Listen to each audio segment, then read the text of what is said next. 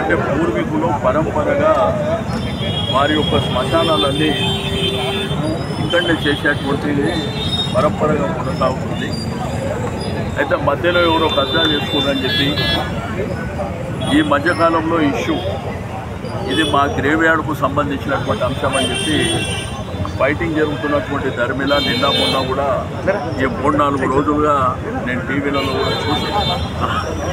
రెండోది నేను ఆర్టీఓ గారిని అదేవిధంగా జిహెచ్ఎంసీ డీసీ గారిని టౌన్ ప్లానింగ్ వాళ్ళని కూడా అందరినీ పిలిపించాను. రికార్డు ప్రకారము అది శ్మశాన వాటికనే. అయితే వాళ్ళు కోర్టులో ఏదైతే స్టే తీసుకుందో అది చెల్లదు. అది వీలైనంత తొందరగా వెకేట్ చేసి అప్పటి వరకు జిహెచ్ఎంసీ వాళ్ళు సీజ్ చేసి వాళ్ళ కంట్రోల్లో పెట్టుకుంటారు. ఫర్దర్గా ఎట్టి పరిస్థితుల్లో ఇక్కడ కన్స్ట్రక్షన్ జరగదు. రెండోది వన్స్ కోర్టుల కేసు క్లియర్ అయినాక అయితే వాళ్ళు చూపించిన సర్వే నెంబర్ అనేది అది ఇది కానే కాదు, అది ఎక్కడో కింద ఉంటుందని నాకు రెవెన్యూ వాళ్ళు చెప్పినటువంటి రికార్డు ప్రకారం తీసుకుంటారు. బట్ వాళ్ళు ఆ సర్వే నెంబర్ ప్రకారం స్టే తీసుకొని అది ఇదే అని చెప్పి వాళ్ళు క్లెయిమ్ చేసుకుంటారు. అది చెల్లదు కూడా. బట్ ఎట్టి పరిస్థితిగా ఈ రోజు నుంచి కన్స్ట్రక్షన్ అనేది ఇక్కడ జరగదు. ఇది అబ్సల్యూట్లీ ఆ కుర్మ సంఘానికి సంబంధించినటువంటి శ్మశాన వాటికనే. తప్పకుండా వన్స్ జిహెచ్ఎంసీ సీజ్ చేసుకుంది, ఆ తర్వాత రెవెన్యూ డిపార్ట్మెంట్ వాళ్ళు కేసు వీలైన తొందరగా క్లియర్ కాగానే ఆ శ్మశాన వాటిగా కావాల్సినటువంటి ఏవైతే ఫెసిలిటీస్ కానీ అవసరాలు, కొంత వాటర్ అవసరం ఉంటుంది, కొంత కన్స్ట్రక్షన్, అవన్నీ కూడా నేనే కట్టిస్తా అని చెప్పిన ఎట్టి పరిస్థితుల్లో కూడా దాన్ని వదిలిపెట్టే సమస్య. నాకు పర్టికులర్ ఈ యొక్క శ్మశాన వాటికే ఇష్యూయే రైజ్ అయి ఉన్నది. ఇక్కడ ఆ 16 ఎకరాల క్లెయిమ్ ఎక్కడ నా దృష్టికి రాలేదు. అది కూడా వస్తే తప్పకుండా వాళ్ళ మీద యాక్షన్ తీసుకోమని చెప్తాం.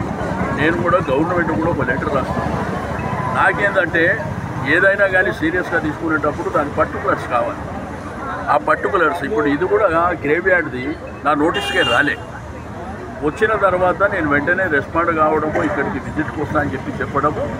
రెండోది ఏంటంటే అది ఈ కుటుంబ సంఘానికి సంబంధించినటువంటి శ్మశాన వాటికనే 100% తప్పకుండా దాన్ని వాళ్ళకి హ్యాండ్ ఓవర్ చేస్తాం. ఇక ఫర్దర్గా మీరు అడిగింది వాళ్ళు ఏమైనా రికార్డ్స్ గిట్లా తీసుకొని వస్తే తప్పకుండా దాని మీద కూడా ఫైట్. సార్ ఇప్పటి వరకు కూడా మార్వాడి సామాజిక వర్గానికి చెందిన వాళ్ళు ఇది కబ్జాకు పాల్పడుతున్నారని కుటుంబ సంఘానికి సంబంధించిన వాళ్ళు చేస్తున్నారు ఆరోపణ.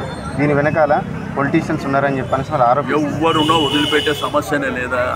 ఎవరైనా కానీ ఇప్పుడు మనుషులకు బొందల గడ్డలు గ్రేవ్ యార్డ్లే దొరుకుతలేవు. ఉన్న గ్రేవ్ యార్డు బొందల గడ్డలు ఇష్టం ఉన్నట్టు ఎవడు పడితే వాడు కబ్జాలు చేసుకుని ఎవడు పడితే వాడు చేసుకుంటామంటే వదిలిపెట్టారు. దాని వెనుక ఎవడున్నా నేను క్లియర్గా చెప్తున్నా మీ టీవీ ముంగట్నే, దీన్ని ఈ రోజు నుంచి సీజ్ చేయడమే కాకుండా దీన్ని ఎట్టి పరిస్థితుల్లో కన్స్ట్రక్షన్కు అలో చేయమని చెప్తున్నాం. ఒకటి. రెండోది రెవెన్యూ డిపార్ట్మెంట్ వాళ్ళు వెంటనే కేసు క్లియర్ చేసిన తర్వాత కుటుంబ సంఘానికి హ్యాండ్ ఓవర్ చేస్తాం. దాన్ని ఫెసిలిటీస్ అన్ని క్రియేట్ చేసి హ్యాండ్ ఓవర్. సార్ ఈ సంఘానికి సంబంధించిన వాళ్ళు అక్రమ కేసులు బనాయించారు సార్, దాన్ని అవి తీసేయమని చెప్పిన మాట్లాడిన ఎస్ఐలు వాళ్ళతో మాట్లాడి సేగర్తో కూడా మాట్లాడి అవి తీపించేసి